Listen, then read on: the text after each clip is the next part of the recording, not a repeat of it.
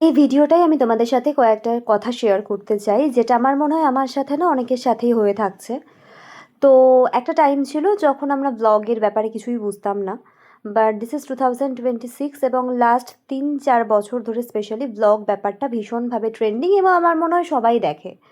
তো আমরা একটা বহরমপুরে ফার্নিচারের দোকানে গেছিলাম আমাদের অফিস পারপাসে কিছু ফার্নিচার দেখার জন্য, এবং আমি পার্টিকুলারলি রেকমেন্ড করেছিলাম সবাইকে বলে যাওয়া, কারণ ওখান থেকে আমাদের এত বছর ধরে প্রচুর ফার্নিচার এসেছে, প্রচুর ফার্নিচার আমরা ওখান থেকে কিনেছি, লোককেও কিনিয়েছি, সেই কারণেই ওখানে যাওয়া। এছাড়াও প্রচুর ফার্নিচারের দোকান আছে, স্টিল ওখানে গেছিলাম যে কালেকশন ভালো হবে, প্রাইসটা ঠিকঠাক নেবে বলে।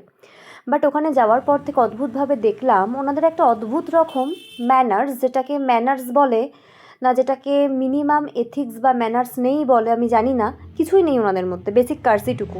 তো দোকানটার নাম আমি আপাতত এই ব্লগে রিভিল করলাম না, বাট হ্যাঁ, একদম হরিবাবুর ঢালু থেকে এগিয়ে গিয়ে খাগড়ার মিডিলে এই দোকানটা পড়ে, যেহেতু যথেষ্ট নাম করা একটা ফার্নিচারের দোকান বহরমপুরে। তো আমাদেরকে ওরা ভিডিও করতে তো দিলই না, ছবি তুলতে অবধি দিল না। যেই জিনিসগুলো আমরা ভেবেছিলাম কয়েকটা জিনিস ছবি তুলে নেব, সো দ্যাট আমরা ফার্দার ডিসকাস করতে পারি এবং আমাদের বম্বে দাদাকেও পাঠাতে পারি, সো দ্যাট আমরা ফাইনালি একটা ডিসকাশন করে একটা কিছু চুজ করে ওখানে আমরা নেক্সট দিন গিয়ে কালেক্ট করতে পারি বা পারচেস করতে পারি। ওনারা সেটা করতে দিলেন না, বলে এটা নাকি আউট অফ সিস্টেম। তো ওনাদের দোকানকে আমার হাইলাইট করার কোনো ইচ্ছে নেই, তাই নামটা বলবো না। বাট এটা 2026 এবং এখন সবাই টাকা পয়সা দিয়ে প্রমোট করাচ্ছে দোকানকে, ইন্ডিভিজুয়াল প্রত্যেকটা জিনিসকে দেখাতে চাইছে। বাট এরা সেটা করতে তো দিলই না, মিনিমাম কাস্টমারের সাথে কীভাবে ডিল করতে হয় সেটুকুও জানা নেই। তোমরা কারা কারা বুঝতে পারছো আমি কোন দোকানের কথা বলছি আমাকে জানিও। এরপর একটা বড় ভিডিও আসবে, আমি জানি এটা কিসের সিস্টেম, এটা হচ্ছে ফালতু সিস্টেম।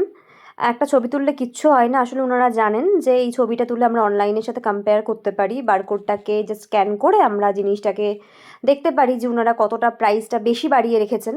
এটার জন্যই না করেছেন বেসিক্যালি, কারণ ডিজাইন তো কেউ চুরি করবে না, এটুকু তোদের সেন্স আছেই। থেকে তুমি যদি জিনিস নাও দেখবে তোমাকে মানে কিভাবে হেসে কথা বলবে ঠিক করতে পারবে না, পারলে তোমার মানে চটিটাও চেটে দেয়। কিন্তু যদি তুমি দেখতে যাও আর বুঝতে পারে যে কনফিউজ, তাহলে ব্যবহারটা খুব খারাপ হয়ে যায়।